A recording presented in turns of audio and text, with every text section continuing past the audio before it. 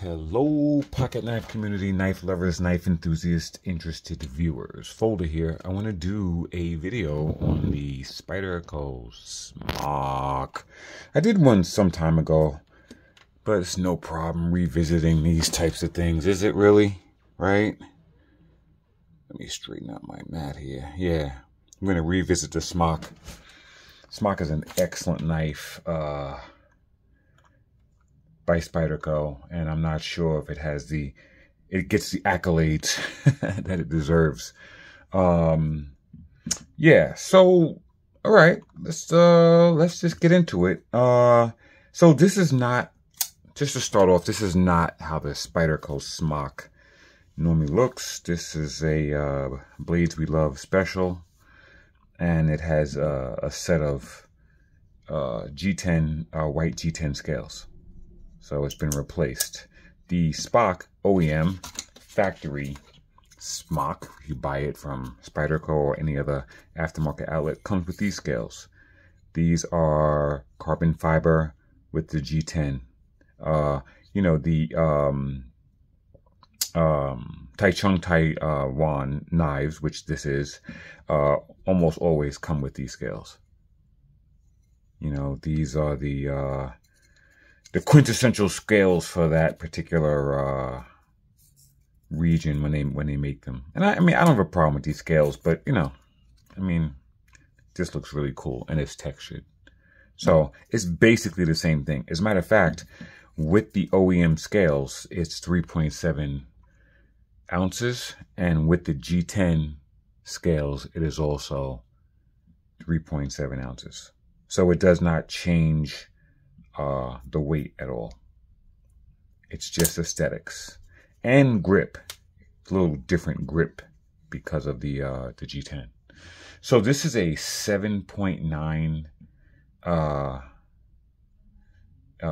inch knife. Closed length is 4.5, and yeah, 3.3 blade, right? And like I said, the carbon fiber laminate, and it has a compression lock. We'll get into that in a second. This knife is S30V, and I believe it only comes in S30. I'm not sure if the Smock was ever made in anything else. Yeah. So, and it comes with an ambi clip. It comes with the clip. With the OEM, it's reversible either side. But as you can see, with the custom G10 scales, it does not offer that option. So Kevin Smock, yeah, this is his stuff right here. He was an award-winning industrial designer. He had a custom knife. It's the SK23, which this is modeled after, and then Spyderco contracted it for mass producing the Spyderco Smock. Very similar to it. So Warncliffe blade, hollow grind, absolutely gorgeous. Absolutely gorgeous. Your quintessential Spidey hole, and multiple forms of deployment. And actually, talking about the detent, because this is one of the few knives I know about that comes with a double detent system. Almost everybody that owns a Smock takes off the second detent ball. And I did on my Smock. And you can see just how the detent is perfectly acceptable where it is. Boom. And how strong it is. I love how it pulls. Knife has multiple forms of deployment. It has one of the most stealth, amazing flipper tabs I've ever seen. It's just a squared off corner of the blade. Very unintrusive. Hit it, boom, fires right out. Really nice. You can also use the button lock. And by the way, we'll get into the lock. It's not a button lock, by the way, but it has a button. Or you can use the Spyderco Spidey hole. So yeah, there's plenty of ways to fidget these things around. Completely ambidextrous also. So this knife is a compression lock. So very similar. If you're familiar with the compression lock, I'll bring my Shaman here to demonstrate. Spyderco Shaman 15V. Love this thing. My special milled pocket clip, by the way. Always have to show that. Get the opportunity. Love that clip. Doesn't that look sharp? The regular clip comes like down to here. This thing is short and beautiful. Look at the stock thickness of it. Really nice. Anyway, back to the compression lock. The compression lock, normal compression locks, you just pinch this tab, and there's a tab that this is connected to that is like this. Doop. Right? It goes in between the tang of the blade, thus holding the blade in place. And that tab is connected to the entire internal structure of the liner, which has screws that go to it, which connects the other side liner, which has a pivot. So it's basically part of the entire structure. That's what makes the compression lock so strong. Anyway, when you pinch this, it removes that tab, thus removing the locking mechanism. Okay, so what they did with the Smock is they put, so the tab for the regular compression lock is on the show side, right? Not the clip side, but the show side. The button for the Smock is also on the show side, but the compression lock inside is on the clip side. So what happens is when you push this button, it moves the tab and releasing the blade. The same mechanism removes the tab, but it removes it on this side of the knife. Whereas the compression lock, you pinch it this way, it removes it on the left side of the knife. So, you know, yeah. So what he just made a modification of the compression lock. Okay. He made his own little tab there. Yeah.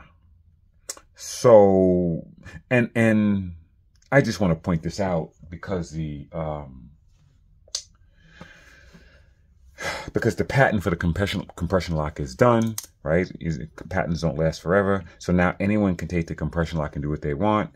And I just want to point out that this is very different than the Blades We Love custom compression lock button, right? Just want to point that out. It's on the opposite side, right? So on the Blades We Love Ambi, it's on this side, which would be comparable to that, right? See where the blades go?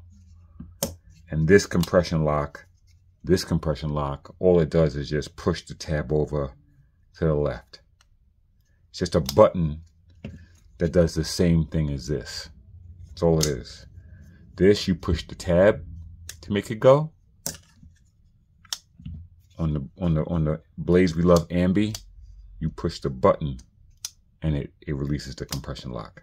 But that's different than the Smock, because the Smock has the button on the opposite side and it pushes it that way.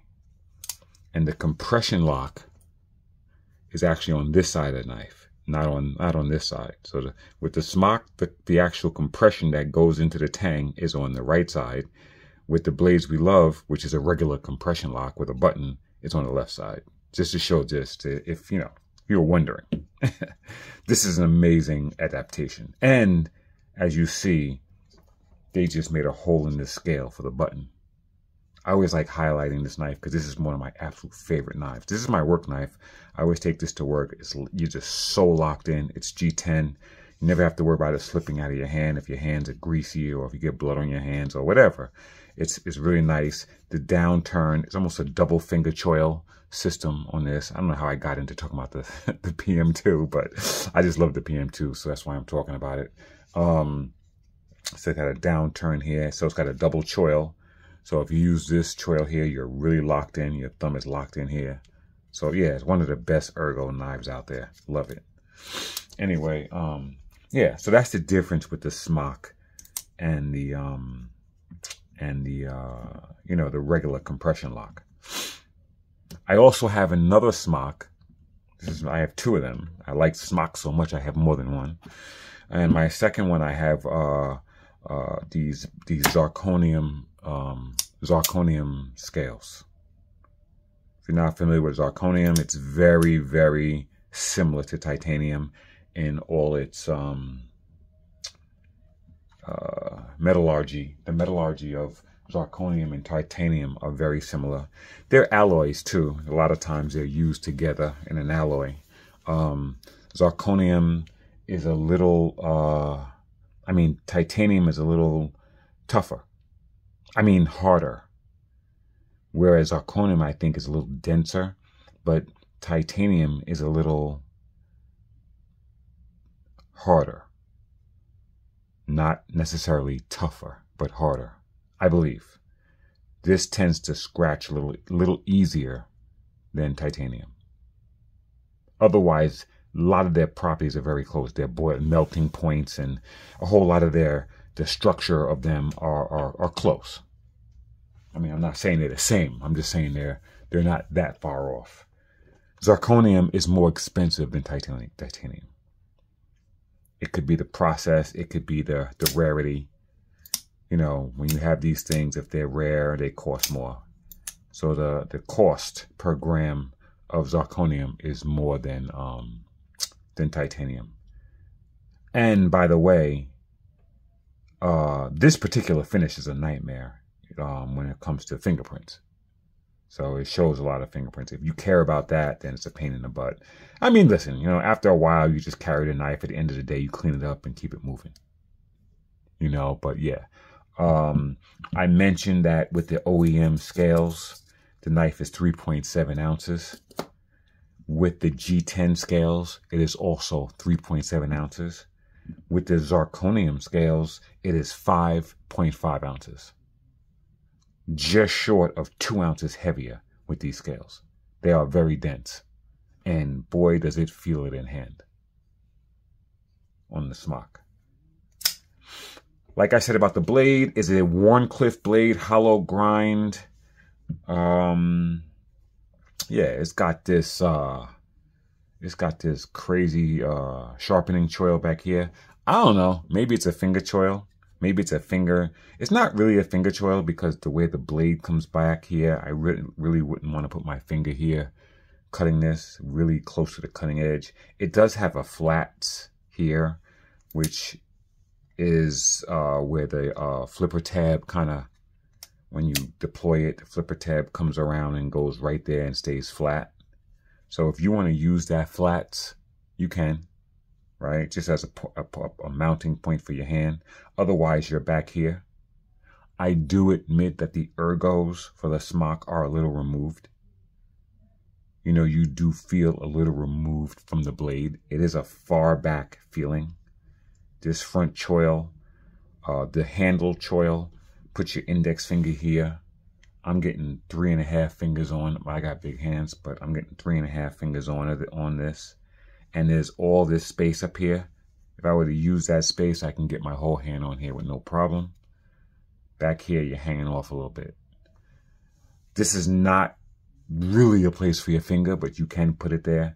But I do admit that the downside to this knife is when you hold on to it, you do feel very far from that tip. You do feel very removed from that tip. It's way out there. So you want to, this is not the knife to get up on and be able to choke up on and really work like that up close to the blade. It just doesn't really offer that type of ergos. Having said that, I still love this knife. It's just very unique. You don't see it a lot. It's not a very super popular knife. Like you can't compare it to like the PM2. Like, the PM2 or PM3, which is so popular. This is much less popular. It has full heavy duty, thick exposed liners. All throughout exposed liners, which is absolutely gorgeous.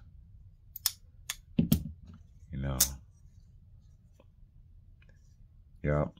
Considerably heavy with the zirconium scales. Very nice though. Yeah, so like I said, the reverse flick is there. Flipper tab. You can use the button. Multiple forms of deployment. So, all right. I just wanted to kind of do a little quick review of that and highlight this knife and kind of bring this thing to the forefront of my channel. All right, that's all I got. Thanks.